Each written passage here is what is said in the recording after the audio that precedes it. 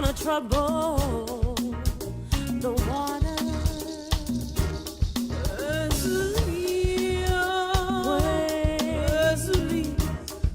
In the water,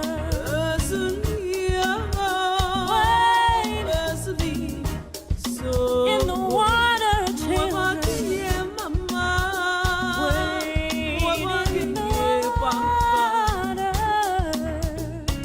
God's gonna trouble the water.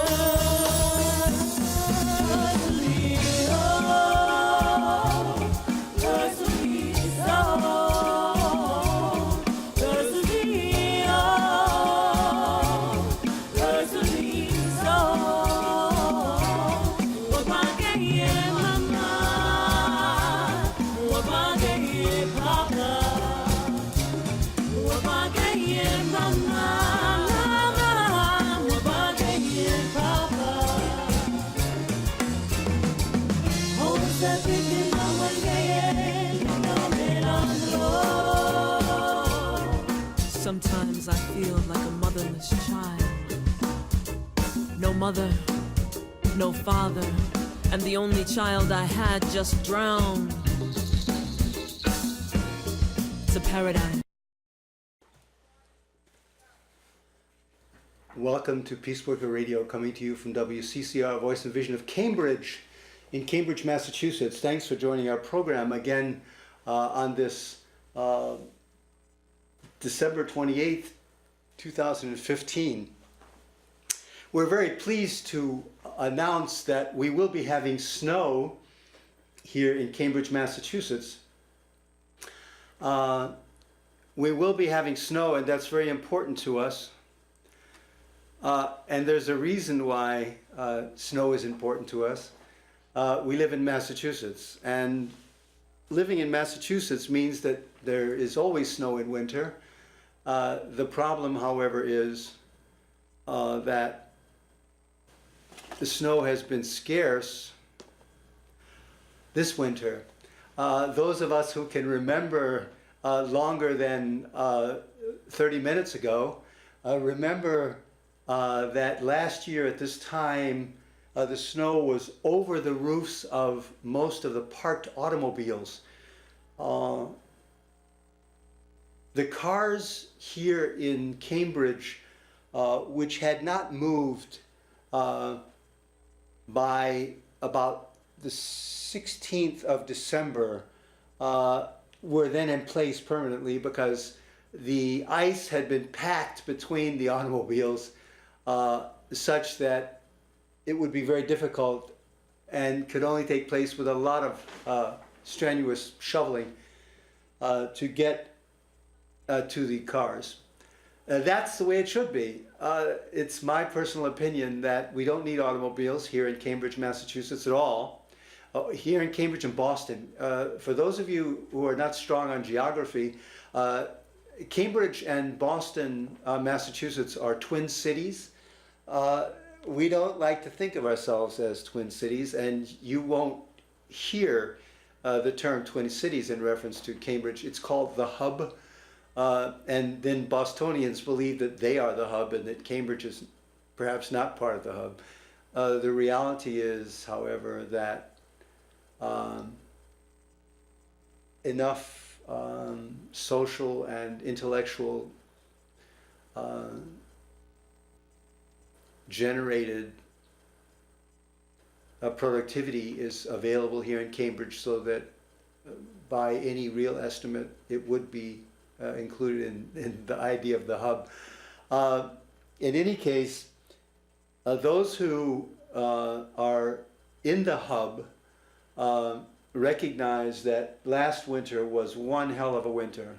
It was a record-setting winter, and it was a winter the way it should be, not necessarily because it was record-setting, but because it was winter. And last year, there was some discussion about, oh my God, The Bible people were speaking. We've been blessed with a lot of snow. I was not one of the individuals who would say we've been blessed, but one of the individuals who said there's a lot of snow and that's global warming. And the reason for that being global warming is there was a huge amount and is a huge amount of humidity in the air. And this humidity comes down in the form of rain in some places, and in Cambridge, Massachusetts, seeing as how the winter is cold, it comes down as snow. And it wasn't surprising to me that last year Cambridge, Massachusetts was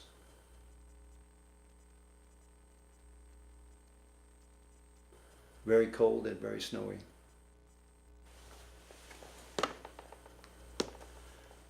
And of course, the fact that it was cold and snowy led me to believe that it was global warming that was creating the record-setting pace of snow and number of cold days. Here, this year, looking outside, there has been no snow. We have the end of December and there has been no snow whatsoever in Massachusetts. And what that means is that this winter is atypical, just like last winter was atypical, but the atypicalness of this winter is that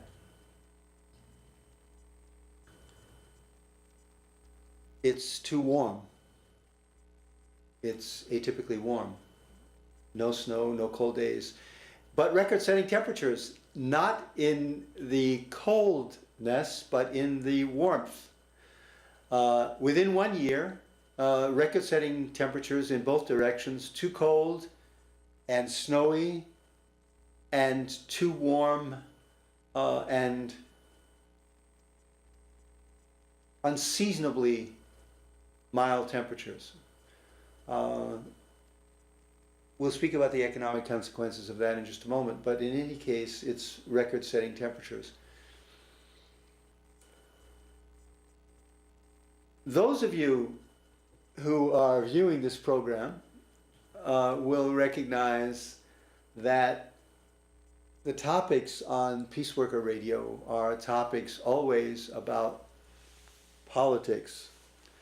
And the politics, of course, are important as well today because the question that we are speaking about is the question of global warming and what consequences global warming will have.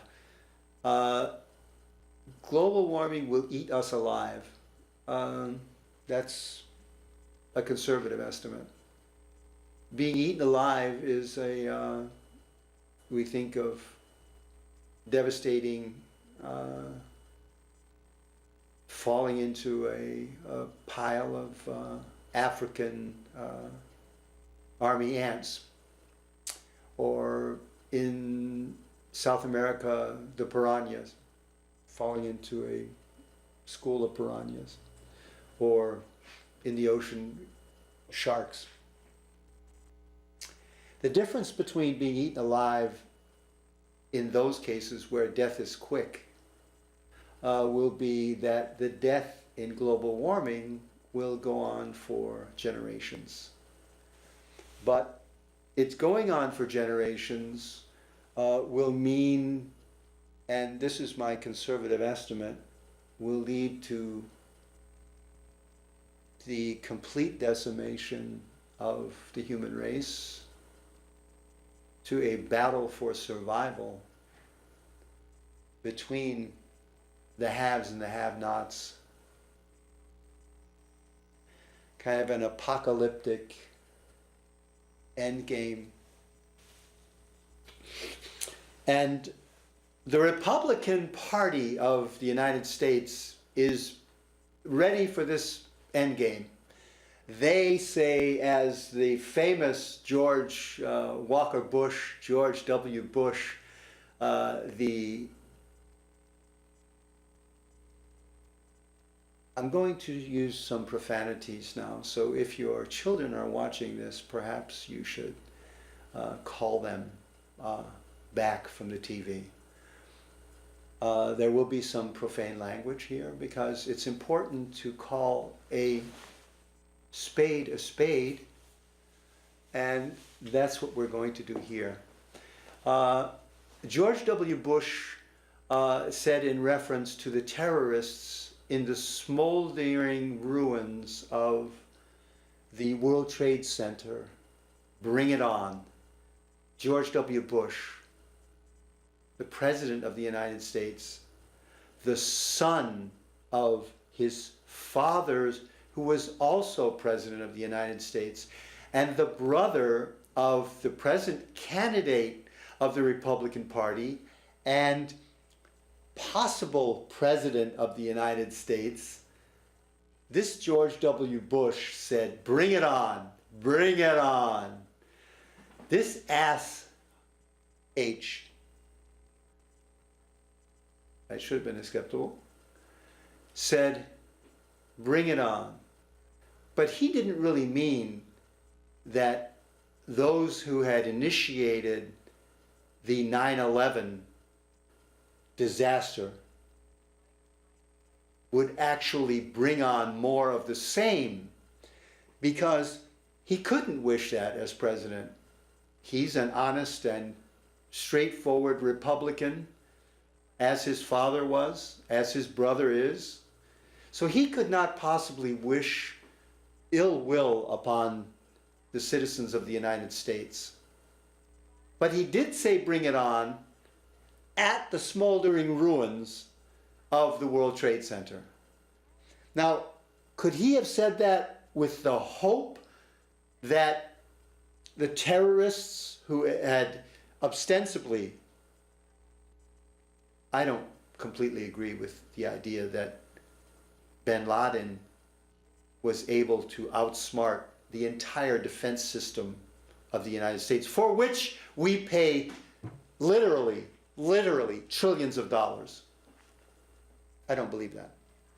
I don't believe that our technologies are so poor that a couple of would-be terrorists were capable of outsmarting the entire air defense of the United States and the entire defense system of the Pentagon, because one of the planes actually ran into the Pentagon, actually destroyed part of the Pentagon.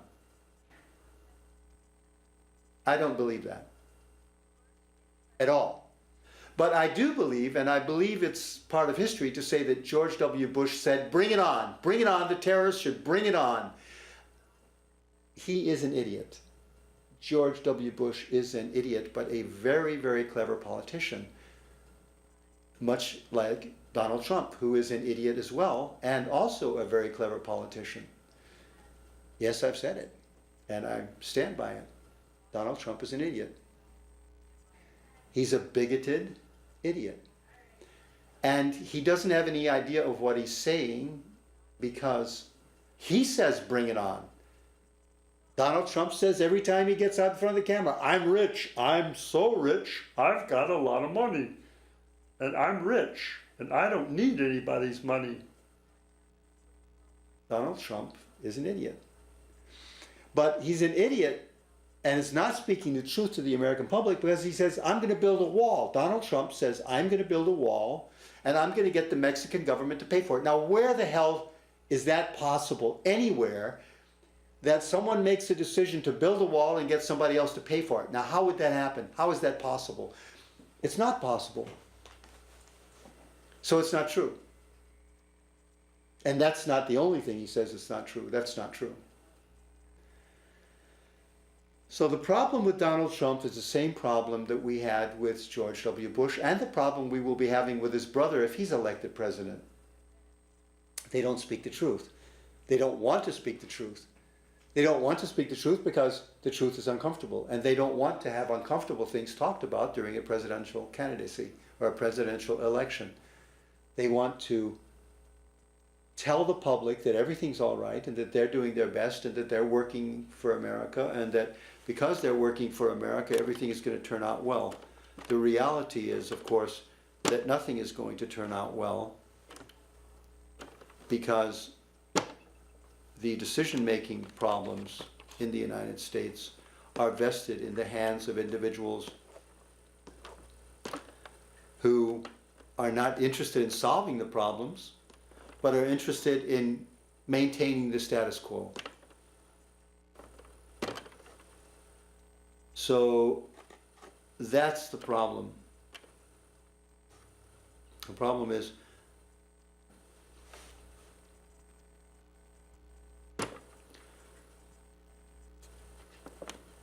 we are not getting the truth from the candidates, at least from the Republican Party, that we need in order to make our decisions.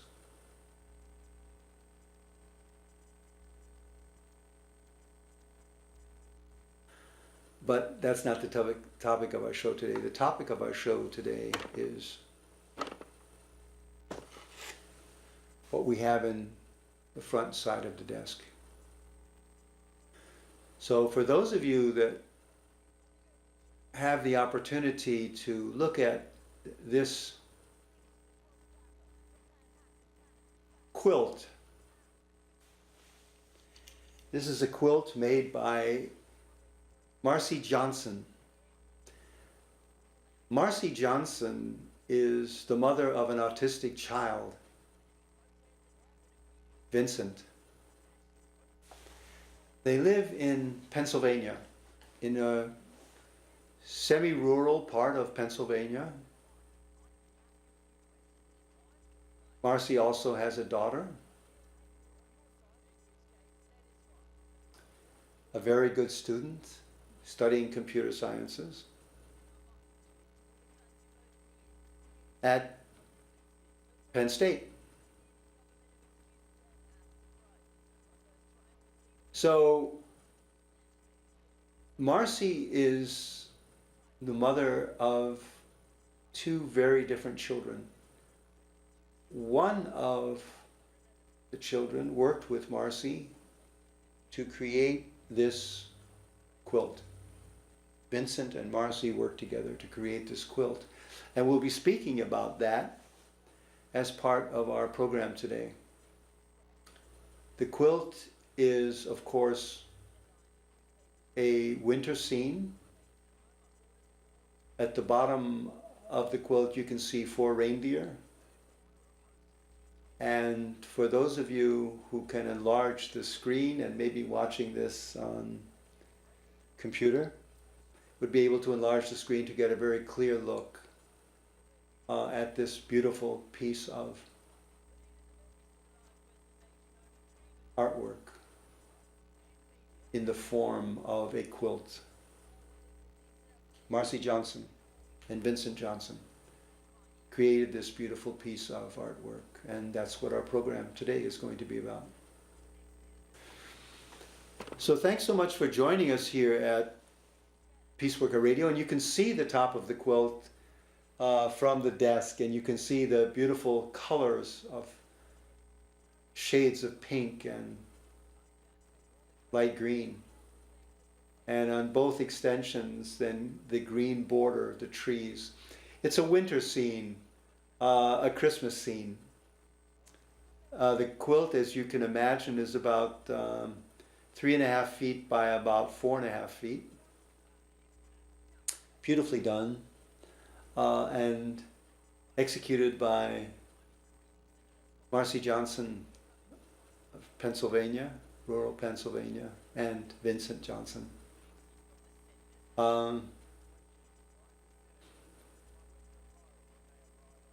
So let's talk basically about the problems of autism.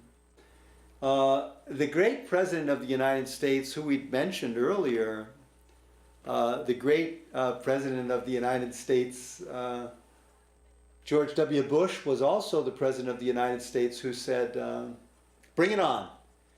Bring it on. The terrorists want to come and get us, then bring it on. He is an idiot, like Trump, truly. sorely misguided idiots who happen to have the backing of the Koch brothers and perhaps other right-wing radical individuals who are obsessed with the idea of their own importance and obsessed with the idea of the strength of the United States, the power and majesty and power.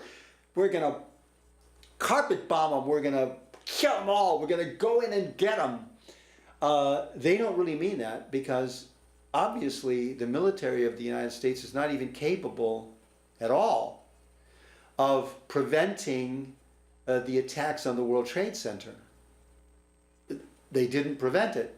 And they couldn't even prevent the attack on the Pentagon. They couldn't prevent the attack on the Pentagon, which was part of the attack on the World Trade Center, and could have led to an attack on Washington, D.C. as well. There were ideas that the aircraft that was brought down in Pennsylvania was headed to the White House. But that didn't take place for some reason. Well, that would have meant, of course, that George W. Bush wouldn't have a place, to sit after he came back from Alabama or so, where he was holding that reading lesson for 5-year-old children and reading Ducky Lucky or something like that. George W. Bush is an idiot, was an idiot, is an idiot, and is dangerous, and just as dangerous as the present candidates to be president. Those who are screaming, "We're ready." It's not the case. And it's not about the elites being ready. The elites aren't ever in danger. The elites are ready because the elites are the one calling the shots. George W. Bush wasn't in danger when the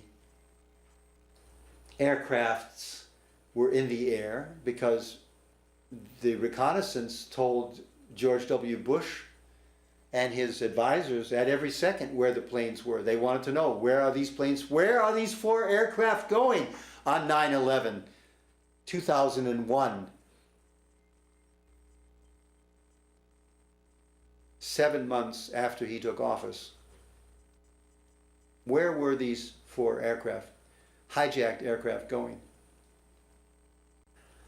Well, we know where they were going, and we know that 2 of them crashed into the World Trade Center, and that both of the buildings of the World Trade Center collapsed.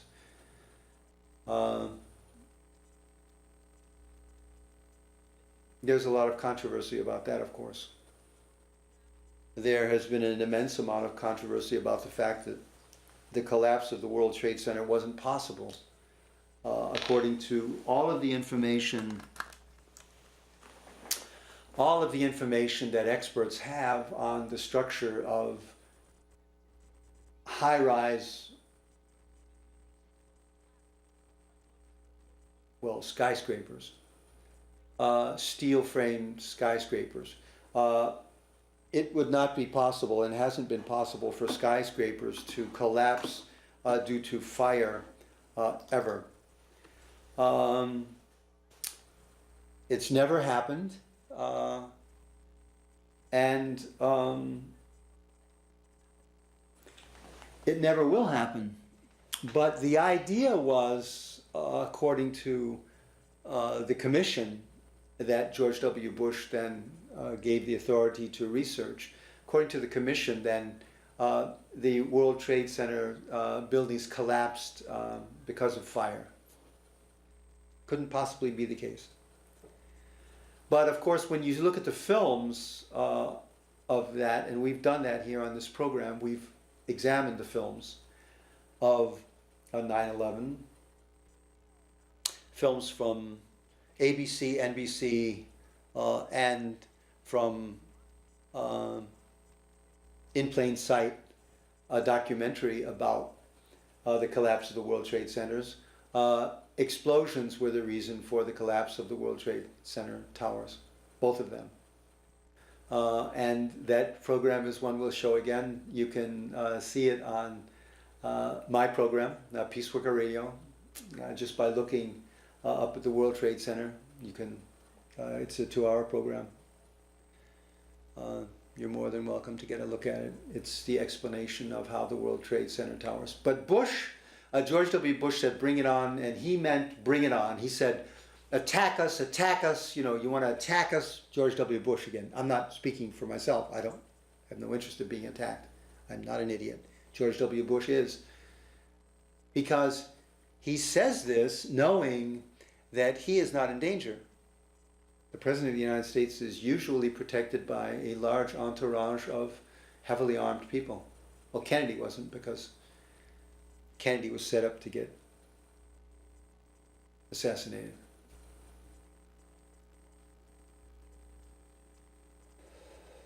And even today there's controversy about that. But there's no controversy about how the 9/11 disaster took place, because the owner of the 2 towers had just taken out extra insurance and was paid several $billion for each of the buildings. So that was a profitable deal, but the lives that were lost and the trauma that was caused is still buried in the populations of those who died and whose loved ones suffered traumatically. But George W. Bush wanted that whoever had done that, you know, to come on, we're ready. We're not ready. The United States is not ready for those kinds of attacks, because we weren't ready for that one. And the idea was stated by the commission that it could not be anticipated that aircraft would be hijacked and used as weapons. That's not true either, because Gaddafi and bin Laden had both produced documents saying that that would be an interesting possibility. Kidnap, hijack aircraft, and then use them as a weapon. Fully, you know, high velocity projectile. What can you do with a high velocity projectile? Well, what you could do with that was evidenced in what took place against the Pentagon and what took place against the North and South Tower of the World Trade Center. It's not something we want to have repeated here. But George Bush and the idiot candidate, whose name I've mentioned already several times, and I will mention it again, are saying that they are going to carpet bomb and bring the war to the terrorists. It's not going to do anything except kill tens of thousands of civilians. Soldiers are ready to die. That's the reason they're soldiers. Civilians are not ready to die, or they would be soldiers. The idea in Vietnam was that every Vietnamese was the enemy, and that led to My Lai, the intentional killing of 570 women, children, and old men. Women, children, and old men were the only ones killed. There was no one there of military age, no males of military age, because they were targeted by the US military instantly. They found a 20-year-old individual in a rice paddy. He was dead. They would kill him. And so they killed everyone in My Lai. The reason they killed everyone was because their supervisors, their officers had told them to kill everyone in that hamlet, in that village.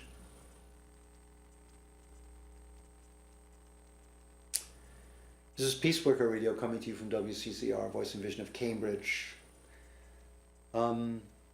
We have a story that we'd like to show today, a story about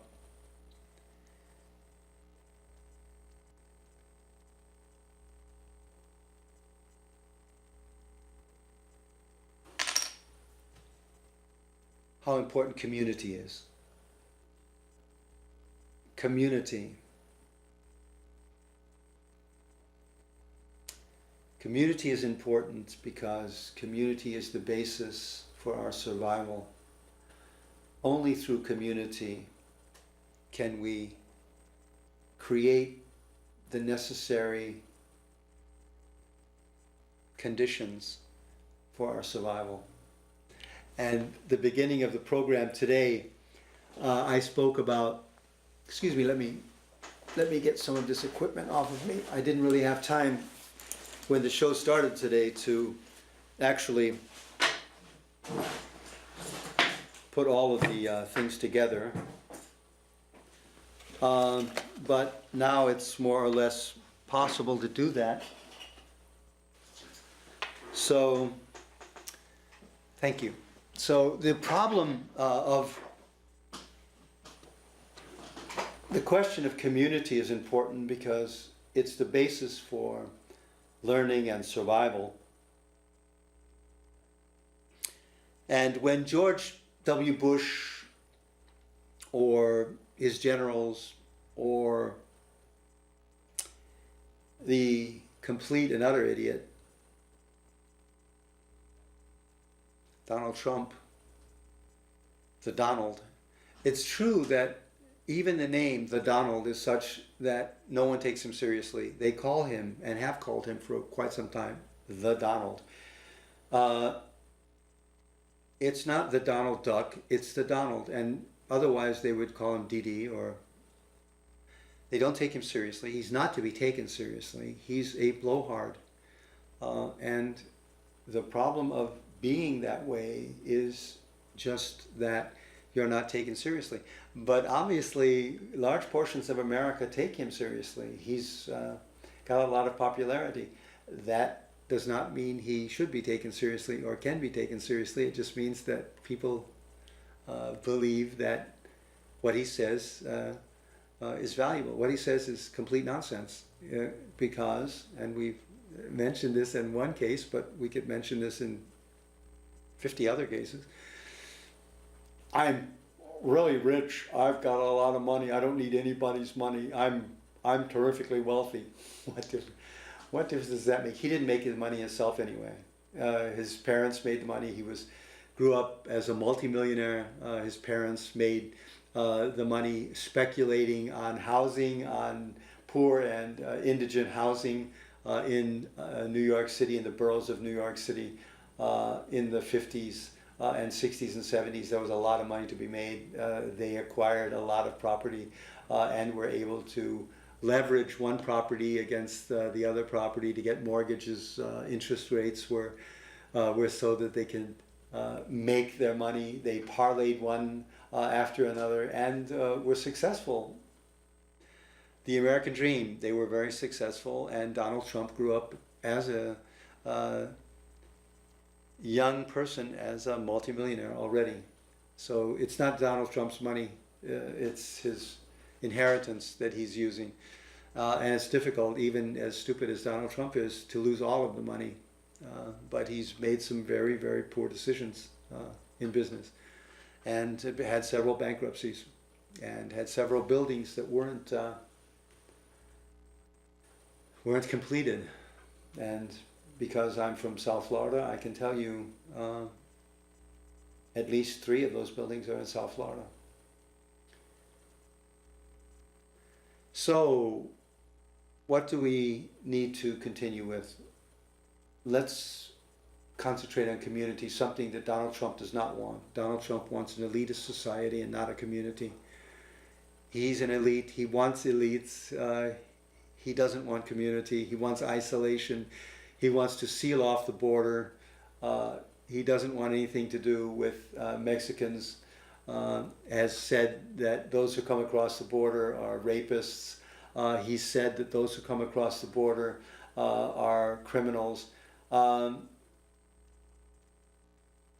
George W. Bush is a criminal, beyond any question of it, or series of doubts, beyond any of that. Cheney is a criminal, a war criminal, beyond any question of a doubt, beyond any question whatsoever.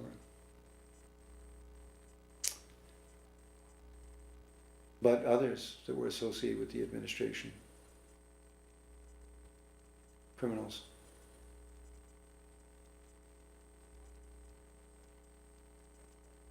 So let's get a look at community again, something that Donald Trump does not want, something that George W. Bush did not want. He was an elitist as well.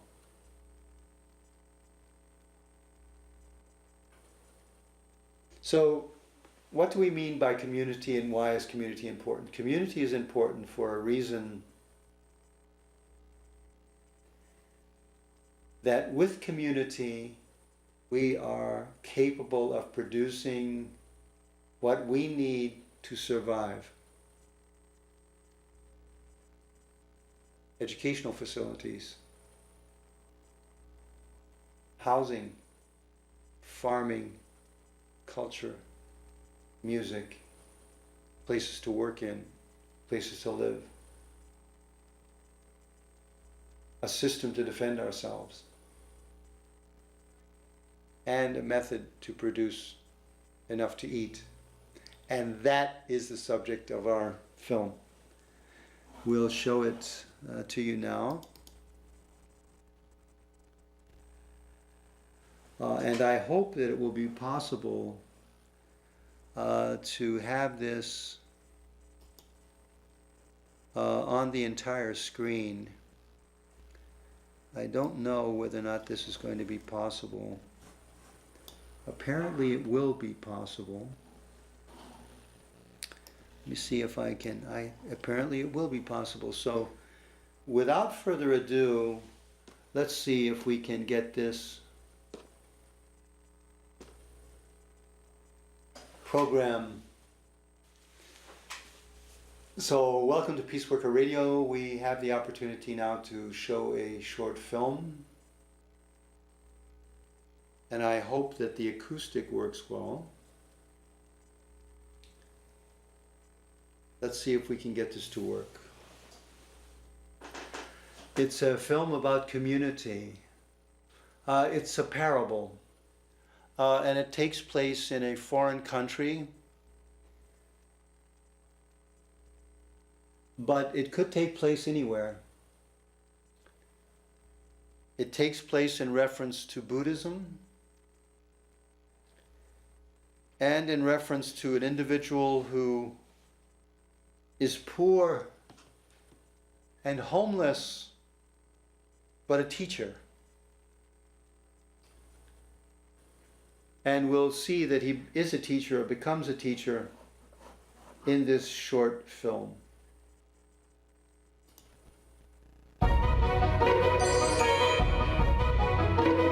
Stone soup.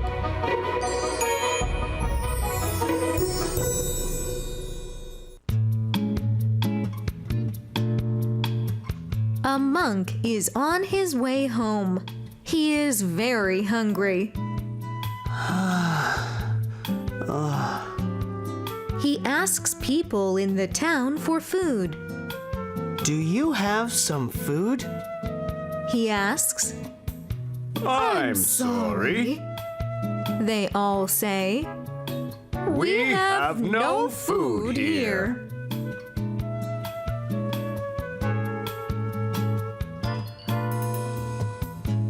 The people in the town do not know him. They hide their food and do not tell the monk. The monk looks at the people in the town. He has an idea.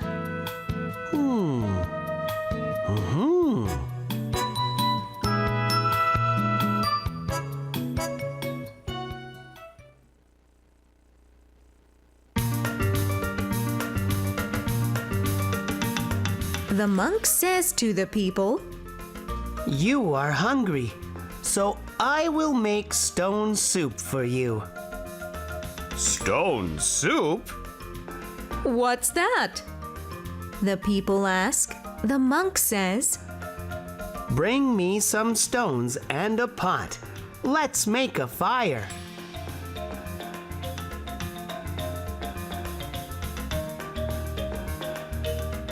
The monk puts the stones in a pot of water and starts to cook them.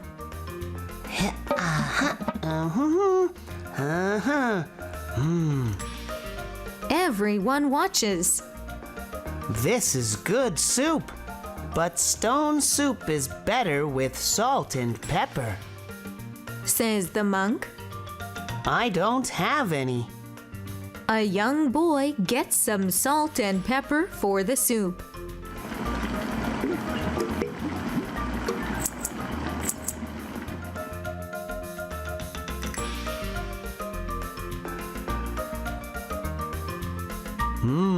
Now it is very good. Says the monk. But stone soup is always better with some vegetables. An old woman says, I have some vegetables. She goes to get them and she puts them in the pot.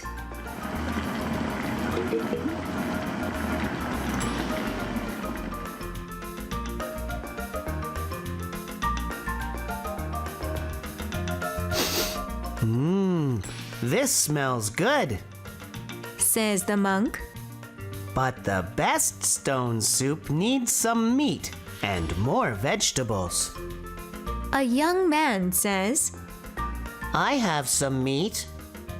he goes and gets the meat and puts it in the pot. Other people bring some more vegetables.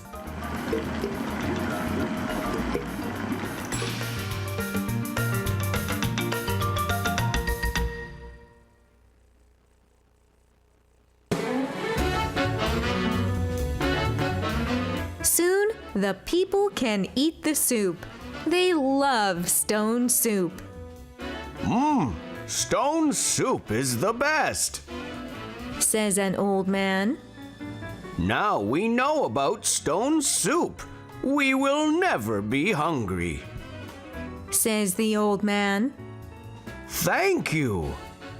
Everyone dances and sings all night.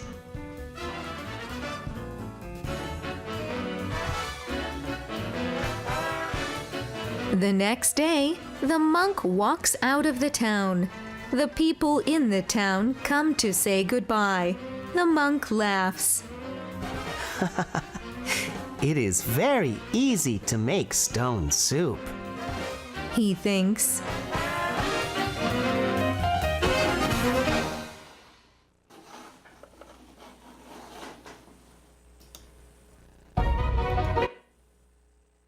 Stone soup. I hope you enjoyed that. It's not a production that I have. I simply copied that off of the internet. You can watch it just by looking for parables of stone soup and the website, and lots of wonderful programs of this kind. Parables are available.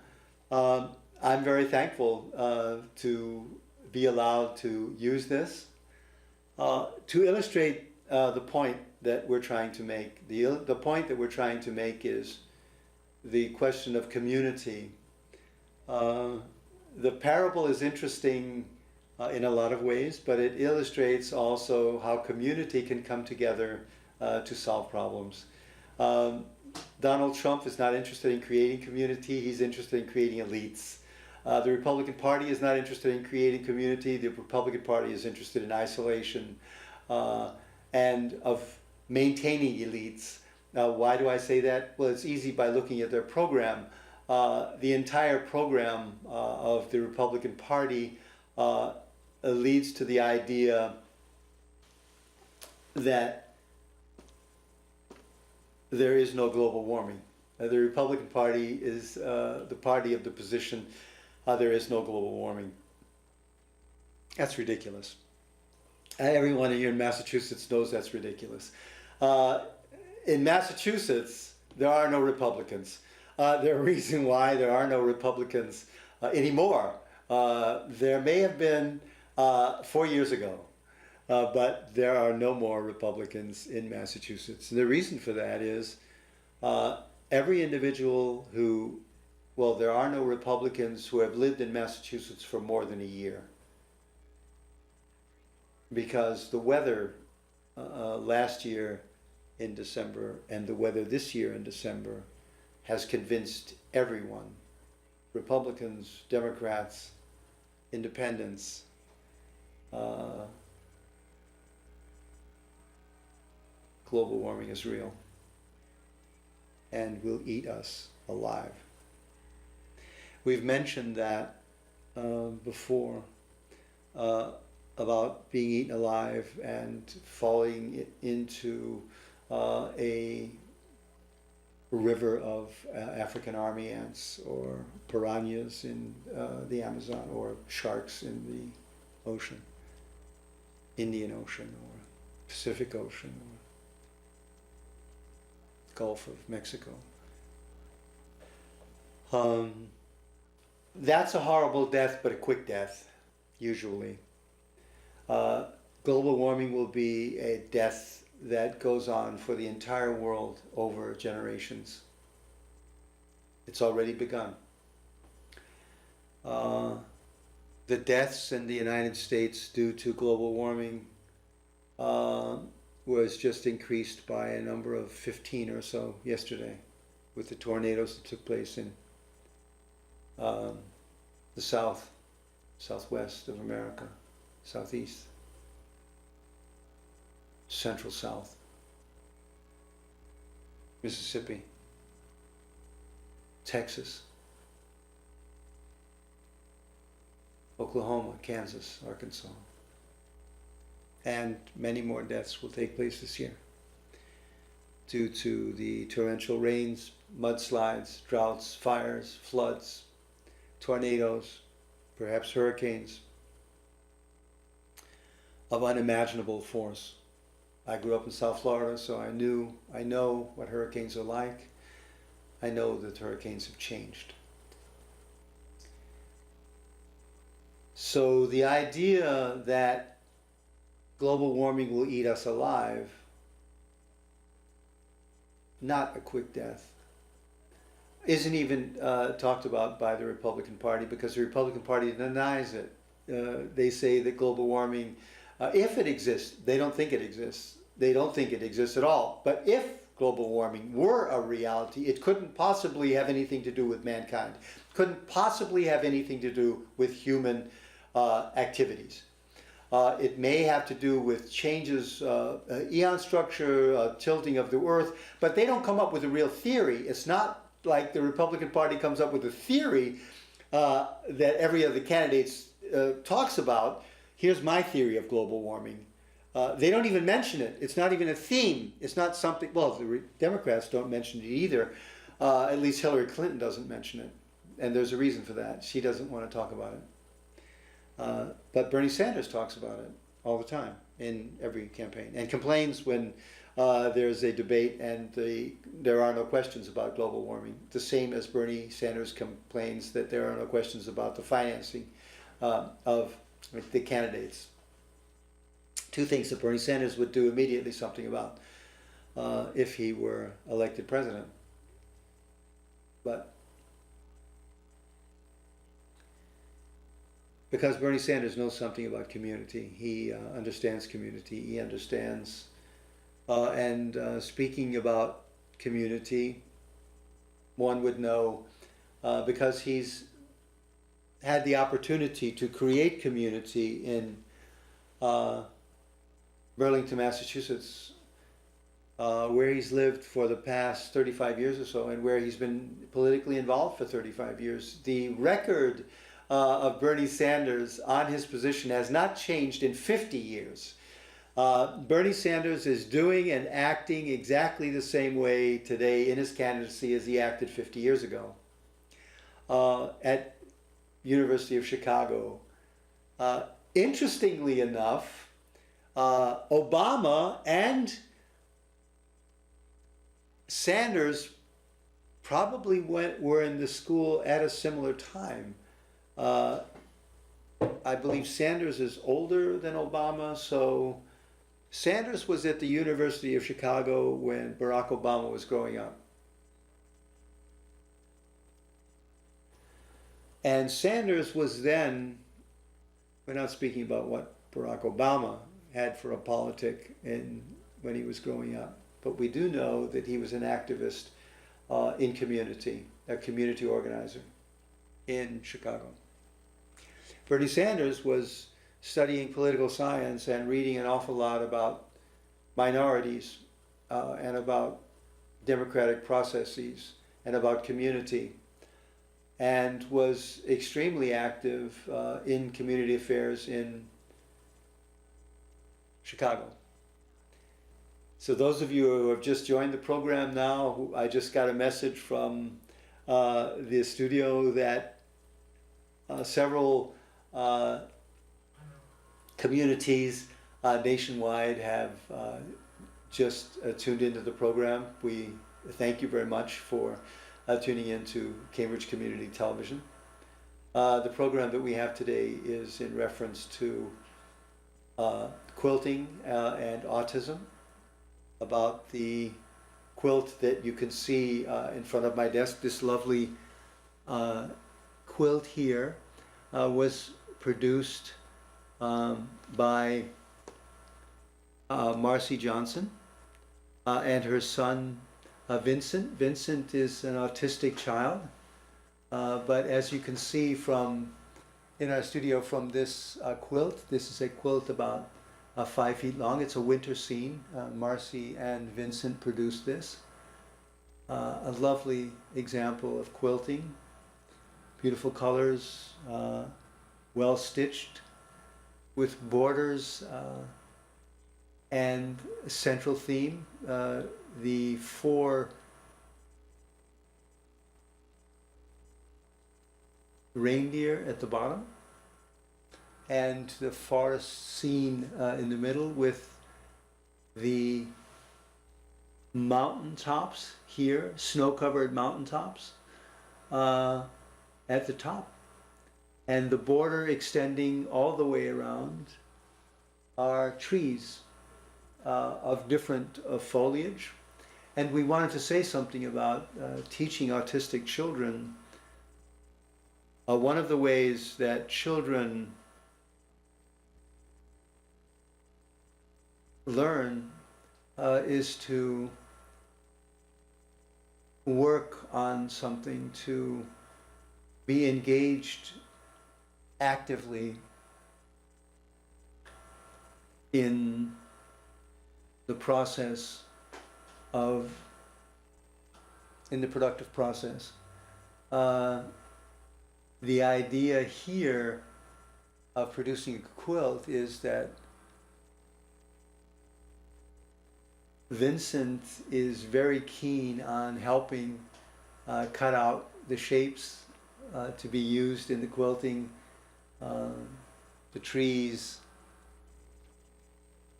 and each of these, it's a shame, each of these trees here has a different design and pattern, and each of them can be used to signify to Vincent that different trees have different leaves and produce different foliage or fruit or nuts or berries, and that each of these is an entity and distinct from the others.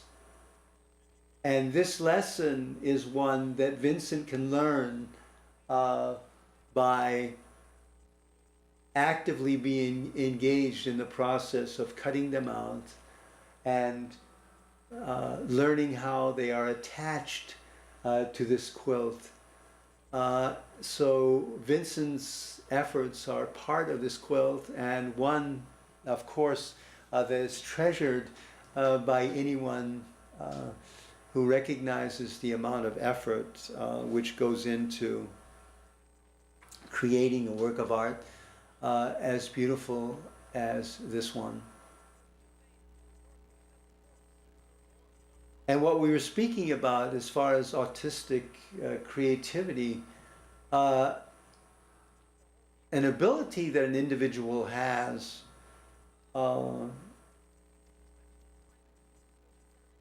is part of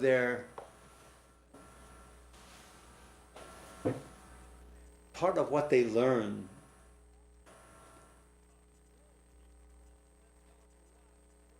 But it's also got to do with the environment that they're in that provides for this learning and their genetic makeup. Of course, autistic children are not genetically predisposed to autism. There's been no indication that that's what takes place. The exact causes of autism, I believe, are still questionable. But again, there was our favorite politician in reference to this who said something very interesting. It was George Bush who, when the autism controversy came up, it was George Bush who said that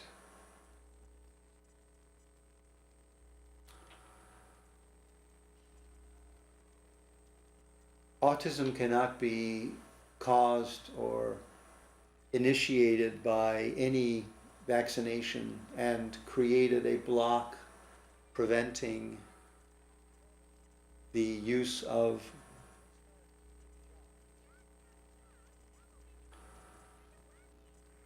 legal means to accuse a pharmaceutical industry or doctors from inducing vaccinations at particular times. We all know that children in the United States are vaccinated heavily at birth, and then heavily then at 1 and again at 2 years of age. And many parents recognized very quickly that the coincidence of time in which the vaccinations took place and the onset of regressive symptoms known as autism took place. So George W. Bush jumped in front of the medical, protecting medical concerns and pharmaceuticals, prohibiting by executive order, and I believe anchoring that in the decision of Congress that research in reference to genetics and the production and distribution of pharmaceuticals in the vaccination sequence could not be charged in the question of autism condition, the condition of autism being induced by vaccination. And that's why this rampant number of cases of autism growing to 1 in 12 in 2003 or 4 to 1 in 10 in 2006 to 1 in 8 in 2012 or 14 to 1 in 6 today. A horrific increase in the number of supposed autistic conditions which are rampant in the United States today. The question of autism is one that's puzzling. It's multifaceted, but the many parents believe that there's a connection between autism and the question of vaccination. George W. Bush, the same president who said "bring it on" in reference to terrorism. He doesn't mean that. Didn't mean that then, because he is protected by Secret Service, etc. And if he says "bring it on," it's just the poor, the working poor, those who are vulnerable, who receive the brunt of any type of those activities. And the crisis, of course, is devastating, because the poor and working poor always receive the brunt of any type of attacks. Those on the plane that crashed in Pennsylvania lost their lives because of the inability of the Strategic Air Command, that's what they called them when I was a child, the defense system, to prevent airplanes from being used as weapons in the United States, hijacked airplanes being used as weapons, a common idea known to every defense installation on the planet. You have an aircraft which can be hijacked and then flown somewhere and then used as a projectile. It doesn't take, you don't even have to be intelligent for that. And Bush is not intelligent. Bush is an idiot, was an idiot, is an idiot, but still said, bring it on, in reference to those kinds of things. He's just like Donald Trump. He doesn't know what he's talking about. He's ignorant. He's to be pitied. But many people in the United States seem to feel, then as now, that he would be electable. Well, electing him in 2000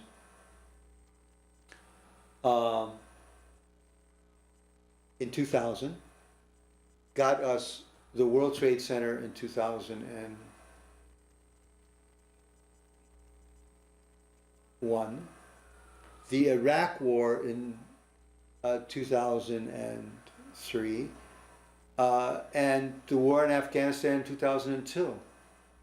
So do any of these things make sense? Does the World Trade Center destruction make any sense? Does the war in Iraq or Afghanistan make any sense? None of them make any sense. But the culmination of George W. Bush was 2008, when the subprime mortgage scandal came about and wrecked the entire world economy. So what the hell do Republicans think they have to brag about when they have a president that caused two of the wars, Iraq and Afghanistan, didn't protect America from the World Trade Center, and brought about the collapse of the economy? What the hell is there to brag about? What does Donald Trump have to talk about? What did the Republicans think they have to offer? They have nothing to offer.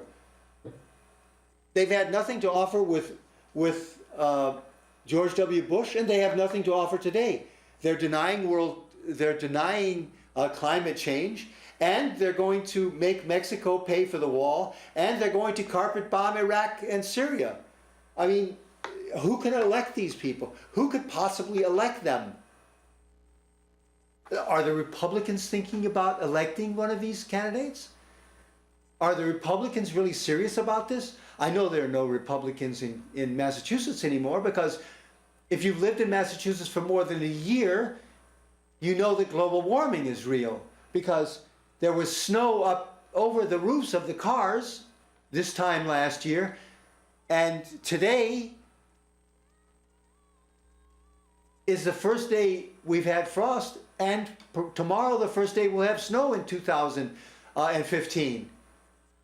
So the difference should tell any Republican in Massachusetts that global warming is real, but the Republicans are not going to talk about global warming. Some Democrats don't even talk about global warming. But Bernie Sanders talks about global warming, and he tells the story the way it is. So why would a Republican possibly be a candidate for you, for anyone? Obviously, it makes no sense to elect a Republican, or to even vote for one, or to even talk about one. But here what we're talking about today at Peace Worker Radio is the quilt here, produced by an autistic child and his mother. Marcie Johnson in Pennsylvania, not far from where the plane came down on 9/11, 2001, and crashed in Shanksville, Pennsylvania.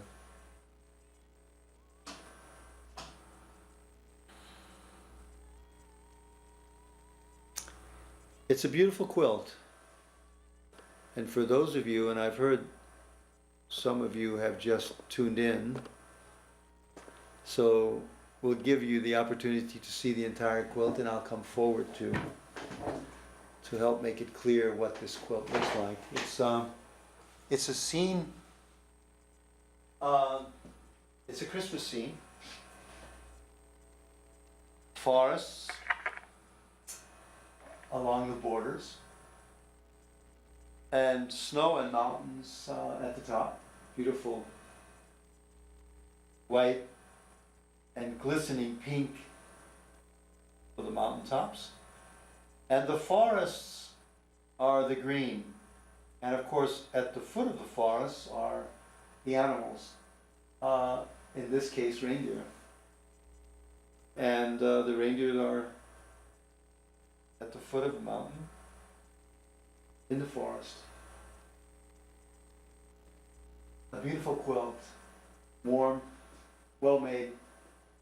Vincent and Marcie worked on this for a long period of time. But autistic children have talents. They need to be developed. The talents that autistic children have need to be developed, of course. And Marcie has chosen to instruct Vincent in,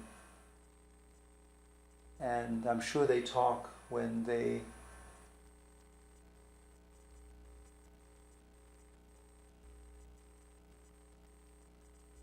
work together on these quilts.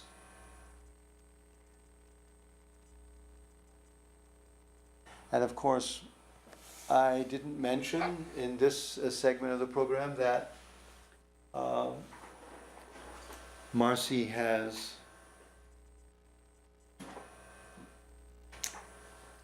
two other children. Clara, who's a straight A student at Penn State, and another daughter who is an accomplished administrator.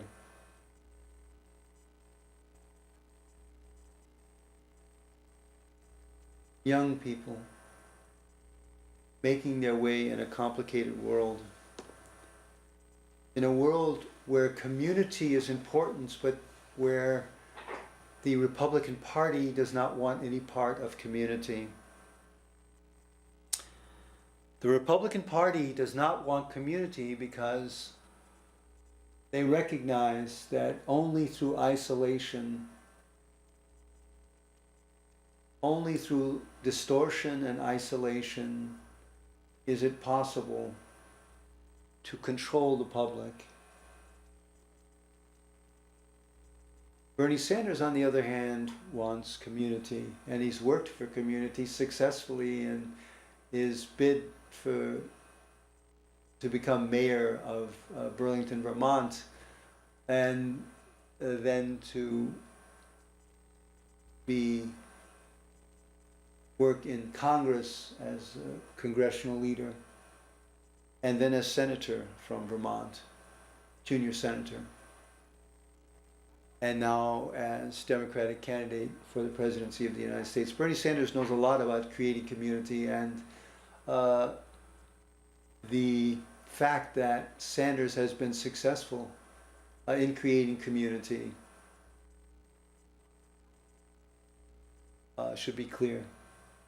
He's created community in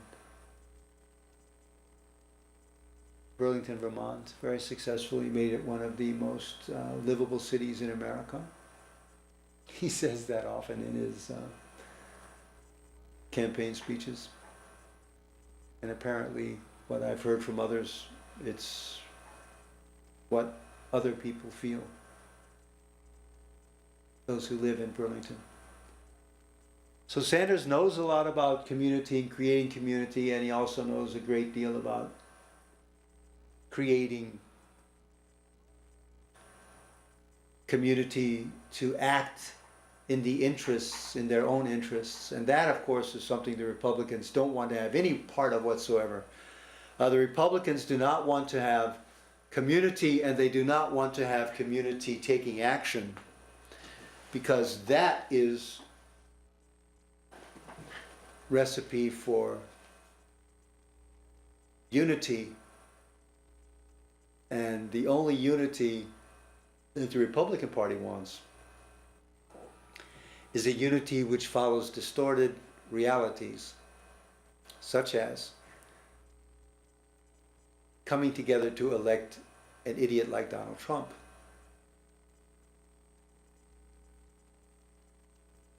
Or the previous Republican Party president, George W. Bush, who brought us 9/11, the war in Afghanistan, the war in Iraq, and the subprime mortgage meltdown.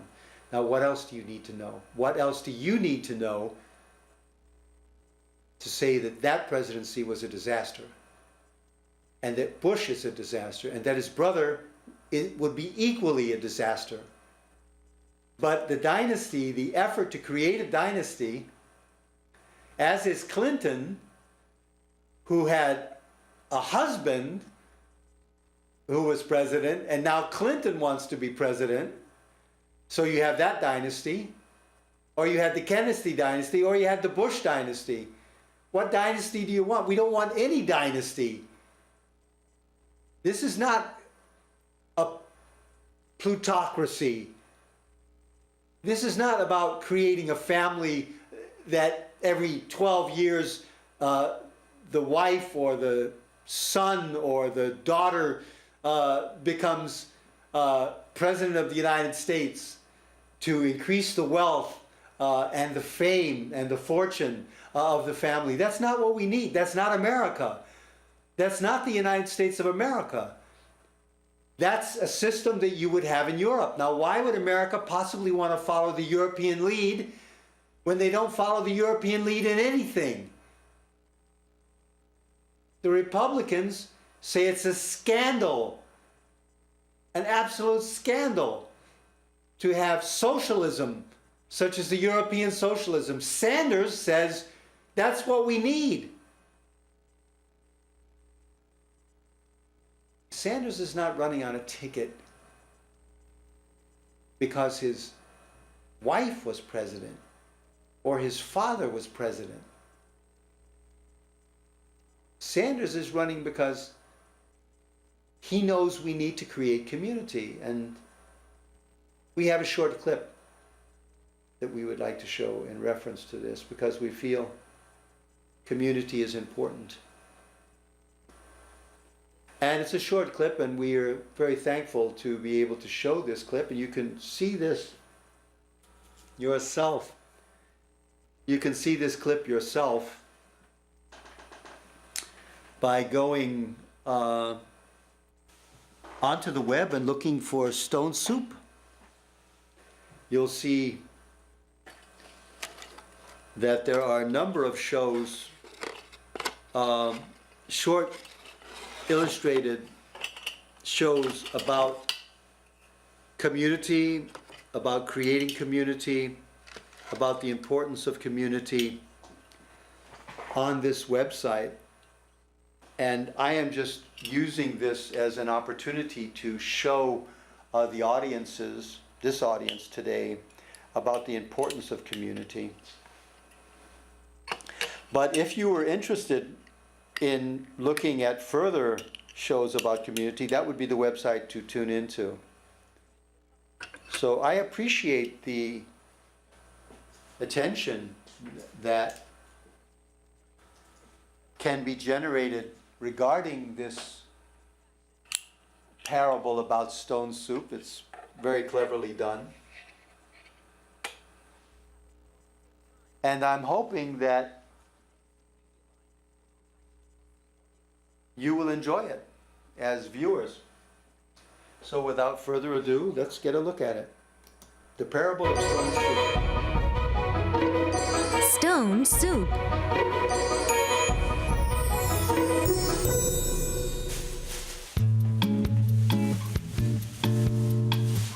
A monk is on his way home.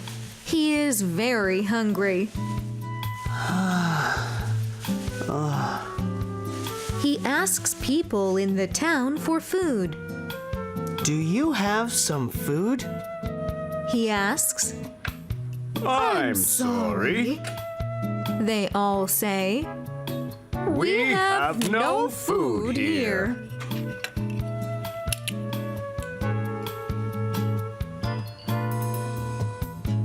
The people in the town do not know him. They hide their food and do not tell the monk. The monk looks at the people in the town. He has an idea.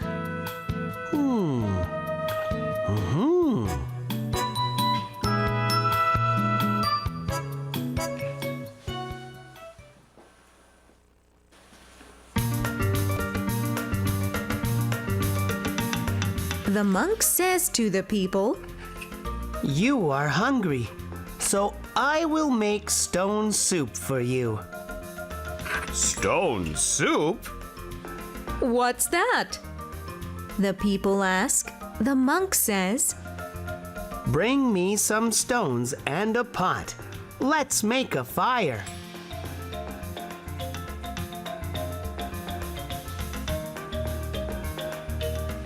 The monk puts the stones in a pot of water and starts to cook them.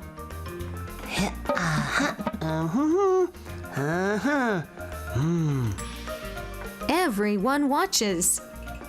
This is good soup, but stone soup is better with salt and pepper. Says the monk. I don't have any. A young boy gets some salt and pepper for the soup.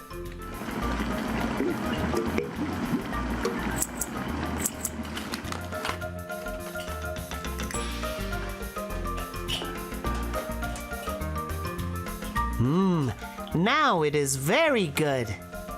Says the monk.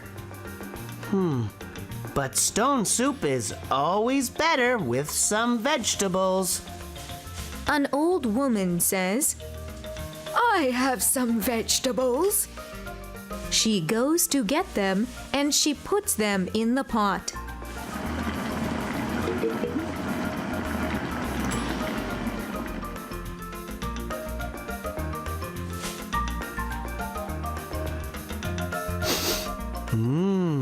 This smells good. Says the monk. But the best stone soup needs some meat and more vegetables. A young man says, I have some meat. He goes and gets the meat and puts it in the pot.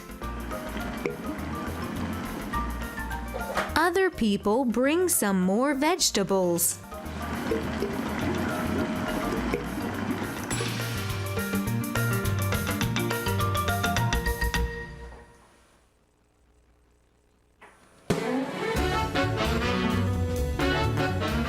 Soon, the people can eat the soup.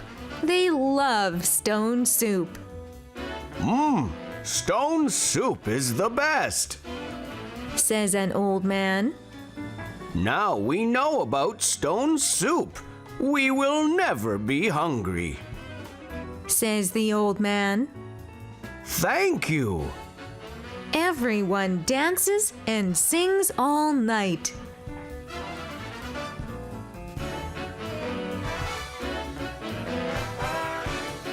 The next day, the monk walks out of the town. The people in the town come to say goodbye. The monk laughs. It is very easy to make stone soup. He thinks.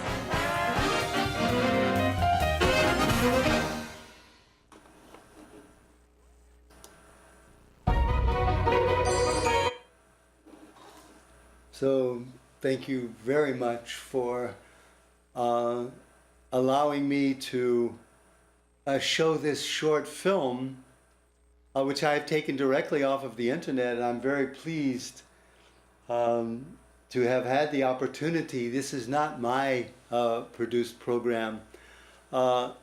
This is a program produced by a very clever organization interested obviously in community, because they produced a program showing how important community is.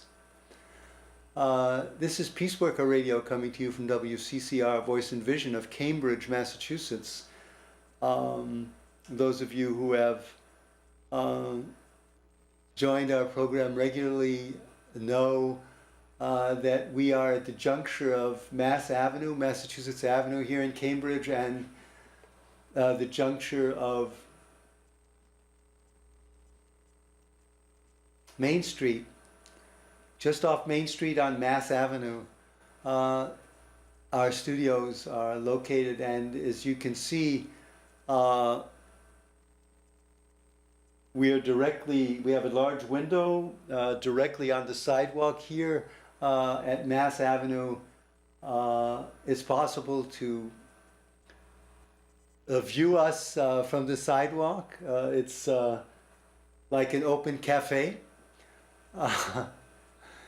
And our program is projected through a series of projection techniques directly so that it's visible from outside the studio. Cambridge Community Television, thank you for joining us, and thanks to Stone Soup for the opportunity to use that program to illustrate community. We won't really go into detail. It's self-explanatory, but it does show how important community is. Bernie Sanders is someone who's created community and knows of its importance. Communities can be created in any number. The Christian tradition of community is clear. Lots of parables about that. The community I am interested in illustrating now is the community of a woman, a mother. I believe I mentioned it, Marcie Johnson, Pennsylvania, who has a wonderful son, Vincent, who together have produced several quilts, one of which I have just shown, and the second one which is visible here. This is a second quilt created by Marcie and Vincent Johnson. This is a Christmas scene with snow. We will have snow tomorrow here in Cambridge, Massachusetts, and this representation of snow with this Christmas scene is beautiful, stunning in its color, clear in its conceptual design, wonderfully executed with borders, and a treasure to own. I'm privileged to have had some experience in artistic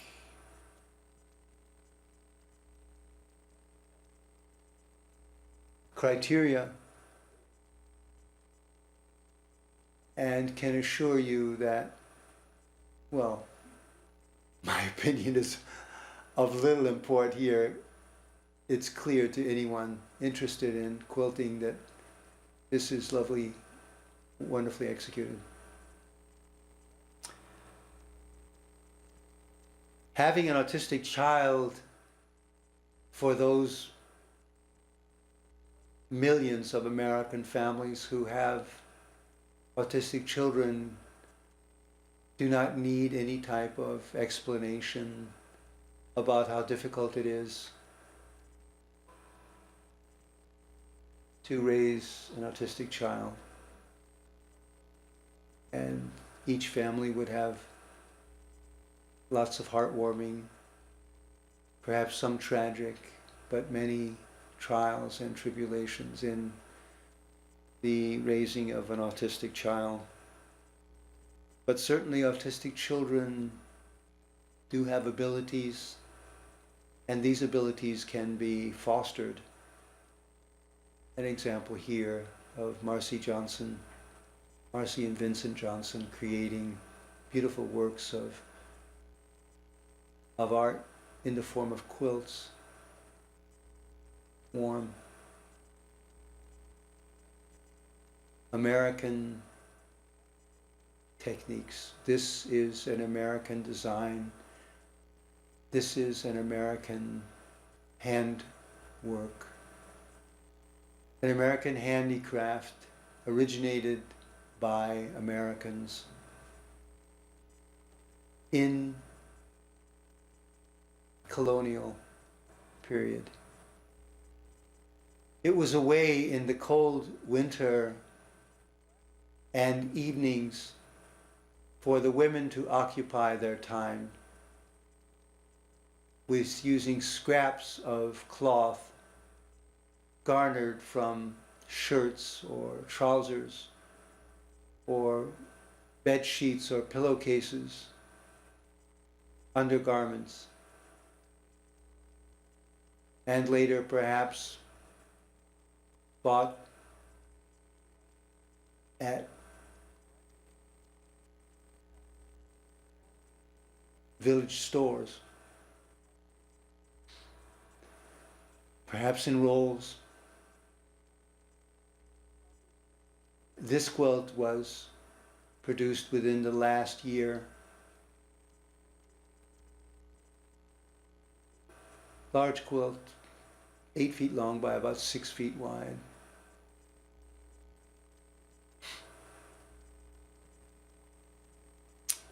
Thank you. We're speaking about community here at Cambridge Community Television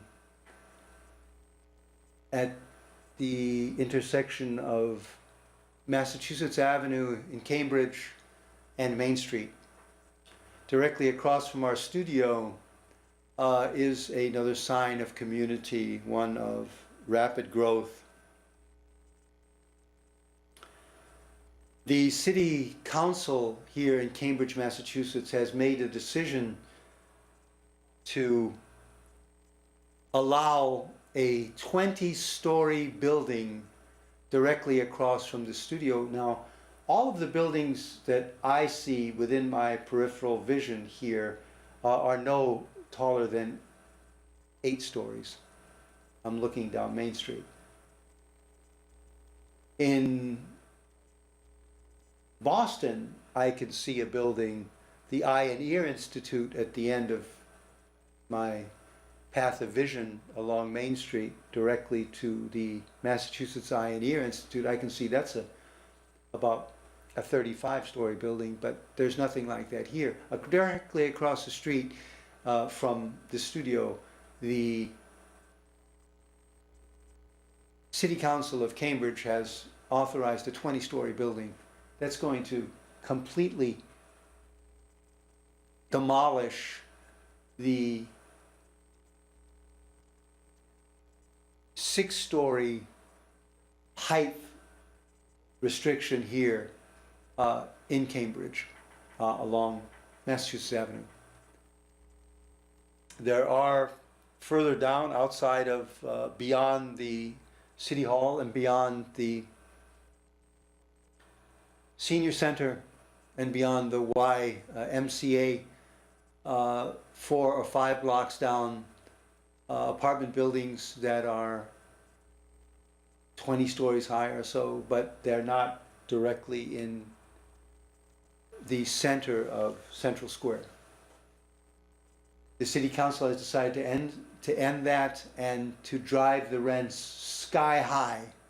The rents will be, the rent and affordability of Central Square will be absolutely demolished by that building because of the high costs of the condominiums and rented structures that will be put in this luxurious buildings. And the reason for that, of course, is because at Massachusetts Institute of Technology and others interested in the technology have built along Massachusetts Avenue towards between us and MIT.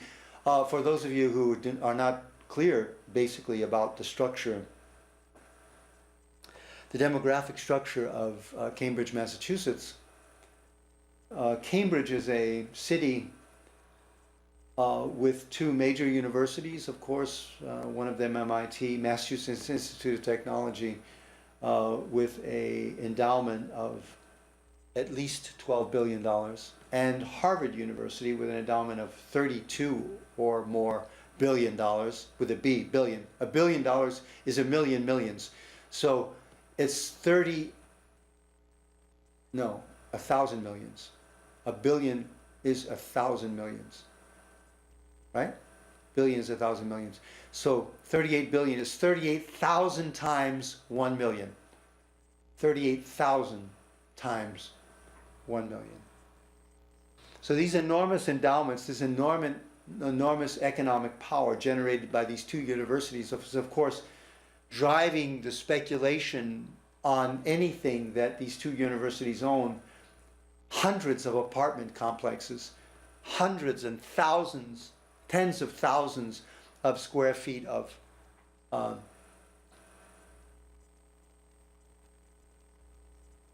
built surfaces in the form of apartment buildings, commercial buildings. And it's no different with MIT. So this enormous pressure that's being produced then by these two universities here in Cambridge, Massachusetts, is dramatically changing the face and the affordability and the community here in Cambridge. We have a quite interesting community here in Cambridge, diverse, somewhat educated. I say that only because there are no Republicans in Cambridge. There are no Republicans that have lived here for more than a year, beginning at the beginning of December 2014, because everyone who was a Republican in Cambridge, Massachusetts is no longer a Republican, simply because they all know that global warming is true. They've experienced it right here in Cambridge, Massachusetts. A year ago, as I mentioned at the beginning of the program, at this time, snow was over the roofs of all of the automobiles parked in Cambridge and packed, so that it was very difficult, would be very difficult then to move your automobile. You would have to shovel your way free with several hours of very hard work to shovel your car free. And then what are you going to do with it? Well, if you were wealthy enough, you could drive it to Florida then.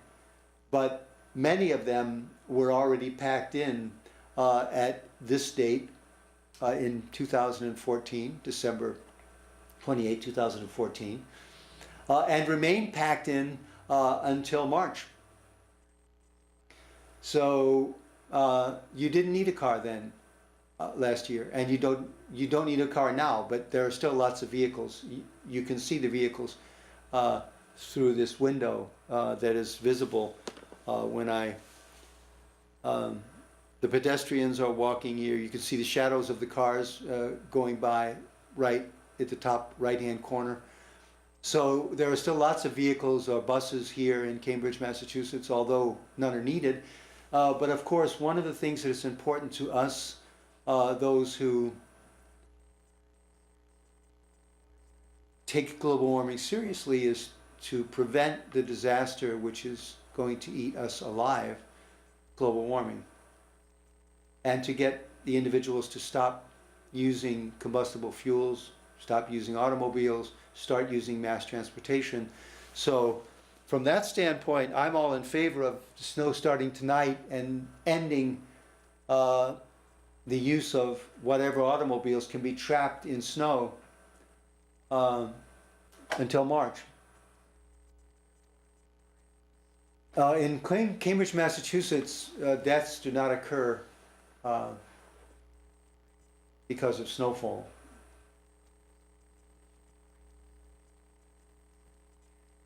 However, in much of the United States, severe weather conditions do create death and destruction and emergency conditions. Bernie Sanders wants to end global warming, wants to create the conditions to have a new community, a community which will face the reality of global climate change, to create a revolution. Sanders talks from a revolution, talks about a revolution, and names how he will go about creating this revolution. I support Sanders completely because he already has established in the city he was mayor of, Burlington, Vermont, in Vermont, mayor for perhaps 12 years before being a congressman and working in the U.S. Congress and now in the U.S. Senate. He's privileged enough and comes out of the cache, the reservoir from which presidents are made. He's a senator of the United States. He's already qualified, eminently qualified to be president of the United States because he's a senator. You will remember Barack Obama was a senator, a junior senator. So Barack Obama was a senator from Chicago. And Bernie Sanders was educated in Chicago and is a senator from Vermont. So Sanders is eminently qualified, much more qualified than Donald Trump. Donald Trump doesn't have an office. Donald Trump is just a rich old bastard. And of course, I can't mean that term literally because I don't know anything about Trump's birthright. But I do know he questioned Obama's birthright. He questioned whether or not Obama was even American. So perhaps turning that around and asking if Trump would produce his birth certificate to prove that he's legitimate would be something that any American can ask. So Trump, you're being asked, produce your birth certificate, that you're legitimate, that your mother and father were married before you were born. Produce it.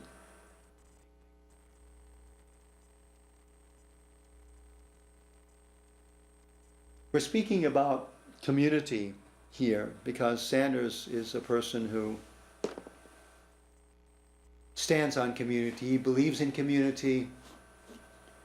If there's anything that Bernie Sanders stands for is community. He created that in Burlington, Vermont, making it one of the most livable cities in America.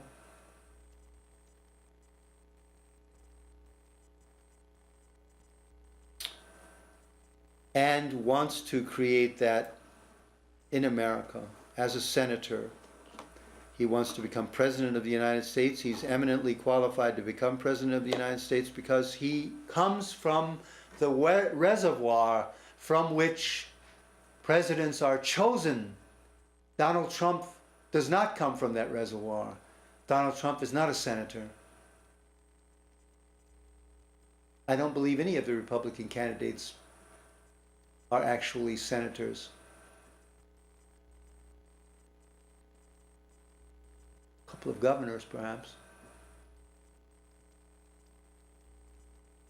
Maybe Marco Rubio is a senator. I have to check and see on that.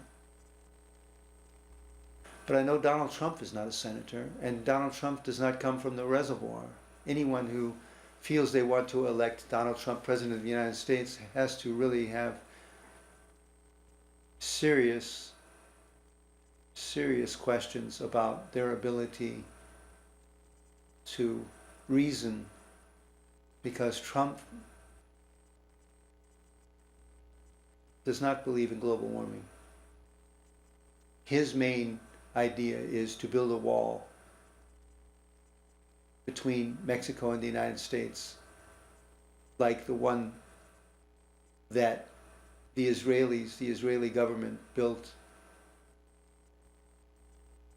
between Israel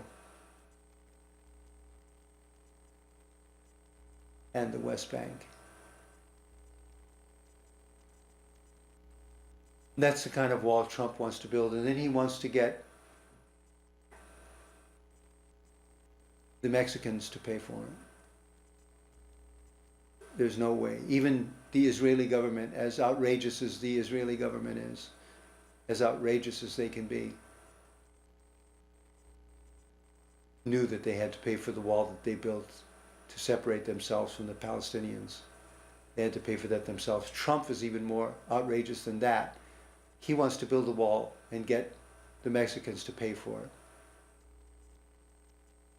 The people of Mexico, the poor,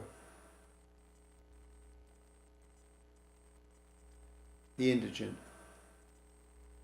the isolated, those fighting for their survival, isolated because their husbands and brothers and sons have gone to the United States to try to work, to find employment, to send money back home,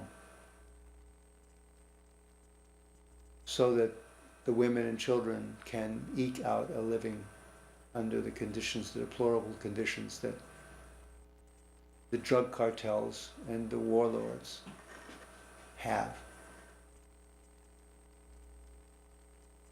created through the interest on drugs in the United States. We've mentioned that we're interested in showing a film about community. This is the film. Thanks for joining us.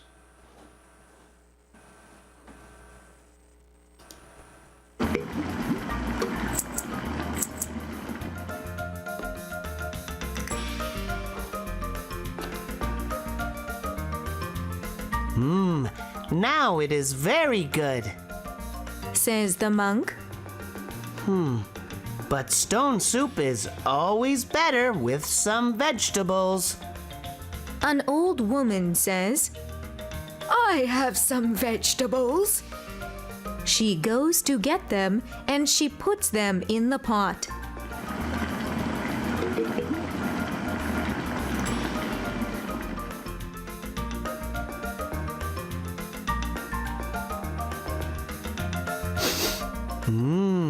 This smells good. Says the monk. But the best stone soup needs some meat and more vegetables. A young man says, I have some meat. he goes and gets the meat and puts it in the pot.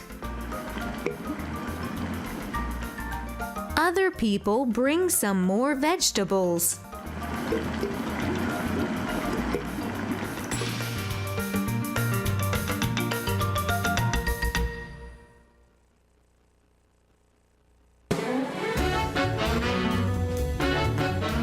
Soon, the people can eat the soup. They love stone soup. Stone soup is the best. Says an old man. Now we know about stone soup. We will never be hungry. Says the old man. Thank you. Everyone dances and sings all night.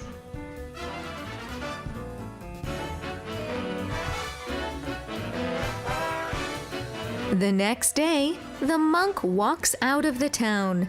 The people in the town come to say goodbye. The monk laughs. It is very easy to make stone soup. He thinks.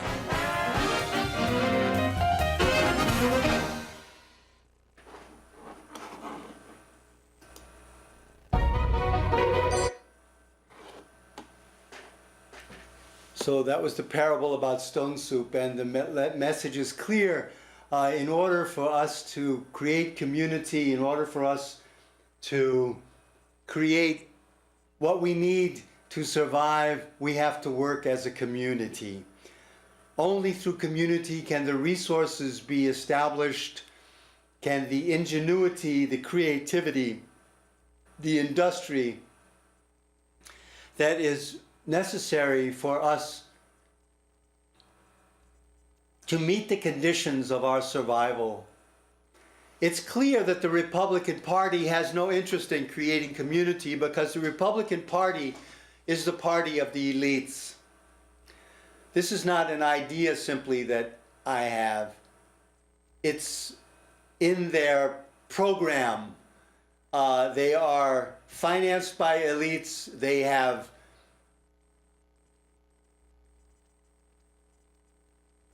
super PACs, the financial system used by the Republican Party and by Hillary Clinton to finance themselves and their party and their ideas, but not with their own money, but rather with millions, tens of millions, and perhaps in the case of the Republican Party, Donald Trump and Marco Rubio, billions of dollars from the Koch brothers. For those of you who have just joined, and I've gotten word from the studio that several townships and cities have joined our program a few minutes ago.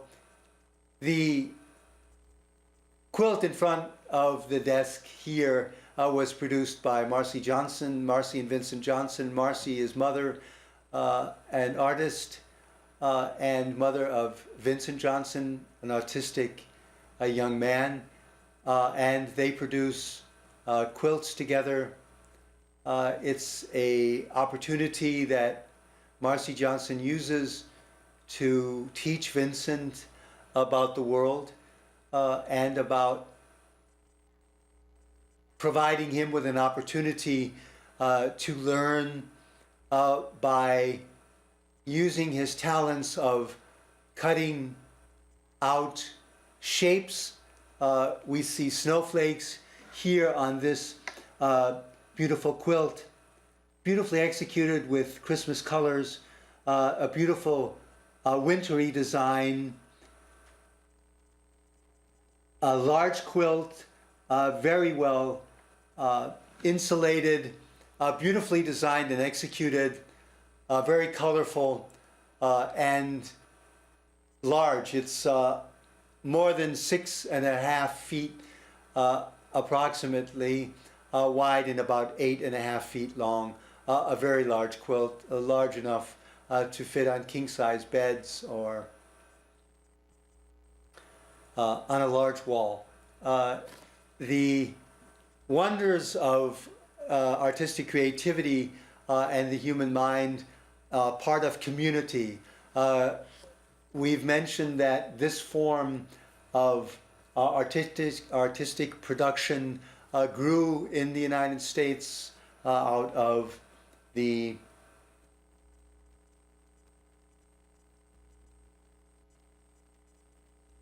rural areas in which the women would increase their usefulness, their productivity by producing these quilts either with others in community, at church bazaars, or sew particular parts of them which would then be joined at bazaars and then provided to members of the community at special occasions, for instance at weddings or at christenings, or for the pastor, or occasions of celebration. Community was important to individuals in the development of this concept in the United States. It's also important to Marcie and Vincent Johnson. It's important to Bernie Sanders. Community is important to Sanders, and he's wonderful in his expertise in developing a plan for a city, the one for which he was mayor in Burlington, Vermont, one of the most livable cities in America. And the expertise which Sanders developed as mayor has been passed on to his expertise in developing community in Congress and now as a senator. And he's interested, the old Bernie Sanders is interested in providing community, getting America to be a community again. Trump is not interested in that. The Republicans are not interested in this. The Republicans are interested in isolation. The Republicans are interested in the dominance of one class, a class of the elites. They're financed by super PACs. They're financed by billionaires. And they're financed, as is Hillary Clinton, they're financed by super PACs of billionaires, vested interest, who are intent on creating isolated individuals, isolated communities, isolated individuals, and not a community, a nation capable of facing the challenges, the massive challenges, the very frightening challenges of global warming. We in the United States are facing a horrific challenge in the question of global warming, a question Bernie Sanders looks at clearly, unwaveringly, and solidly, without denial.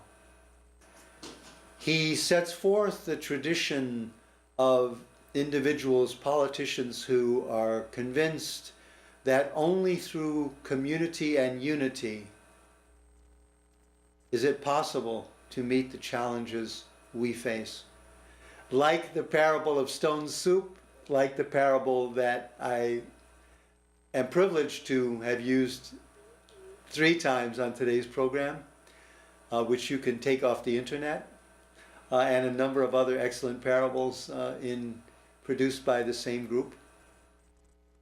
Like the parable of stone soup, communities come together, pool their resources, pool their talent, learn from one another, and share, and this creates a community which is lasting. I would like to send my regards now to a community, a religious community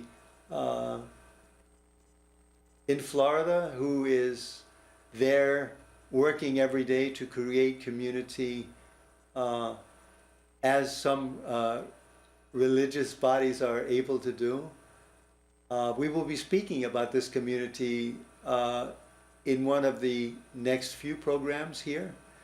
But my regards to that religious effort because of their interest in creating community. It's a wonderful idea and practical. It's the way that we as human beings, as societies, have been able to survive, and we will be able to survive further challenges only if we are able to strengthen community. Now is the time.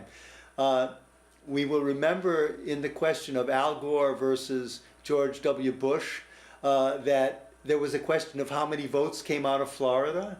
We're speaking about Florida and the religious community there. How many votes came out of Florida for the Republican Party, and how many votes were there for the Democratic Party?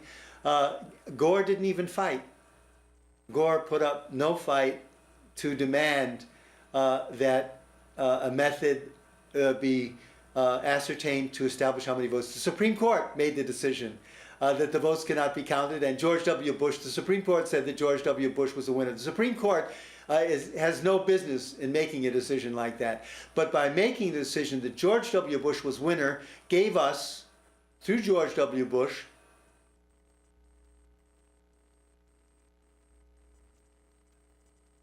the disaster in 9/11, the Iraq War, the war in Afghanistan, and the subprime mortgage meltdown. 4 disasters that will irrevocably